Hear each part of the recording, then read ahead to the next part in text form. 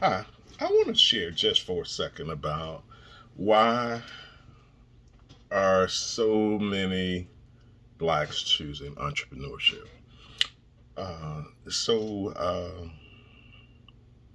I was thinking about this for a second, and let me give you my story. I've been working for 36 years, and out of those 36 years, rather, I stayed at one employer for 10 years and another employer for 13. So that's 23 or 36. So I'm not the guy that just runs and hits your place and runs. But it makes you think at times because we're living in a time of rapid disruption. Rapid disruption. All of our tried and true truths are being tested. And if a corporate organization is to be its very best, you need diversity. And diversity uh, isn't incumbent or understood in the work world just because Barack Obama sat at the White House. You need a diversity of thought. You need people with different mental constructs. You need people with different thought patterns that are ready to test new theories. And I know there's always going to be uh, some form of inequity in the corporate workplace. Most of us didn't come up through the country club set. So um, we get used to a battle because just to get to anywhere of importance, we've had to share. We've had to dodge some things here, fit in some cultures that meant nothing that didn't care anything about us, and still progress onward in the building of our skill sets, the building of our wherewithal, and the building of our place in the industry.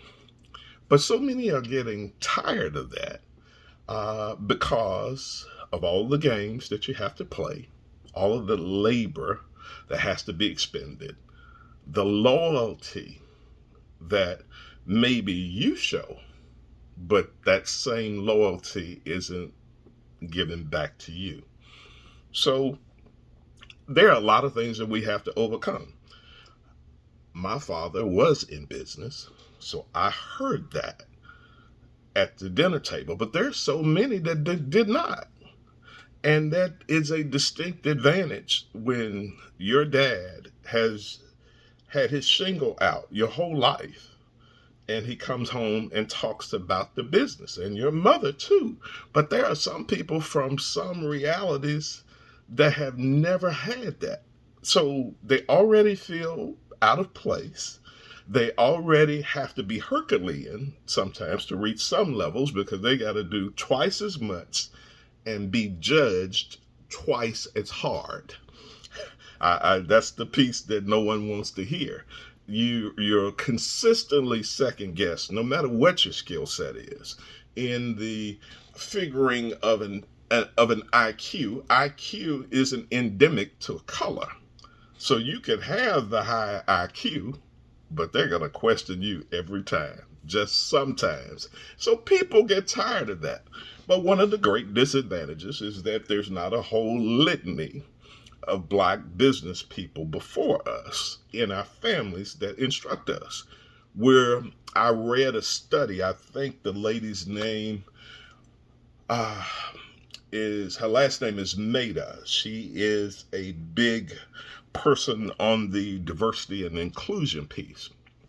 And she showed a distinct study to where people who had gone through more adversity and came through more challenged backgrounds that they were more risk averse.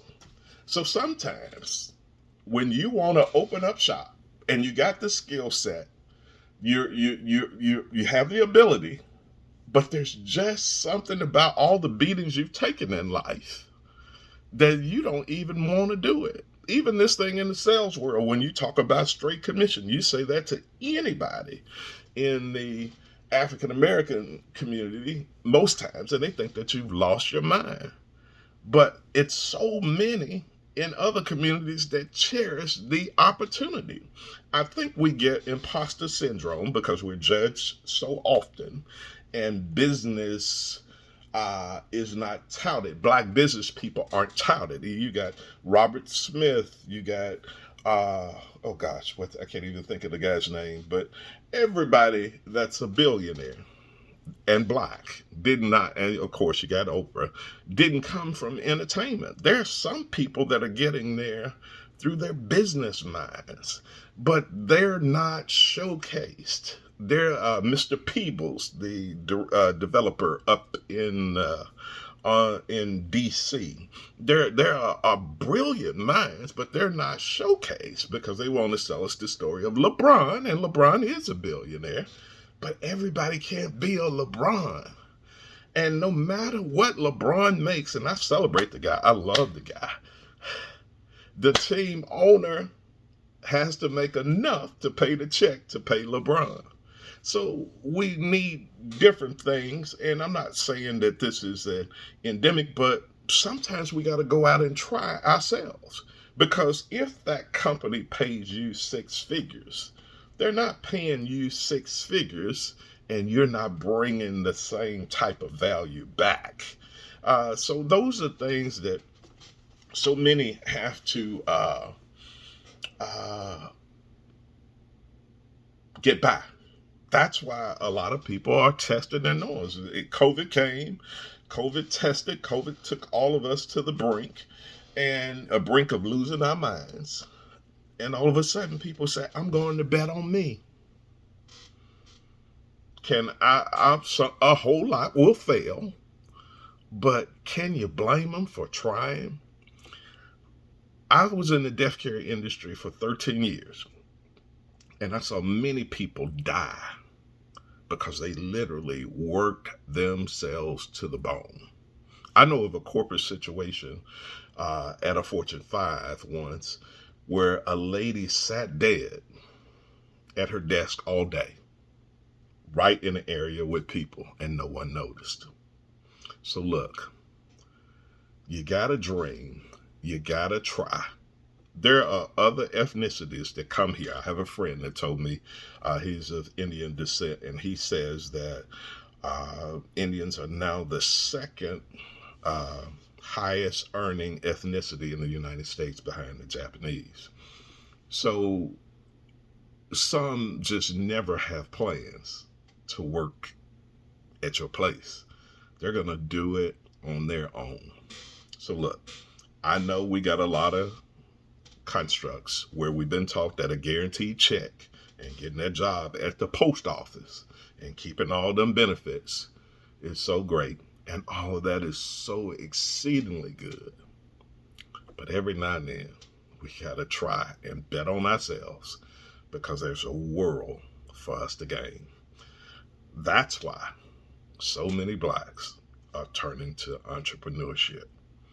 Nothing's guaranteed, but neither is your good corporate job. Have a great day. Just a thought.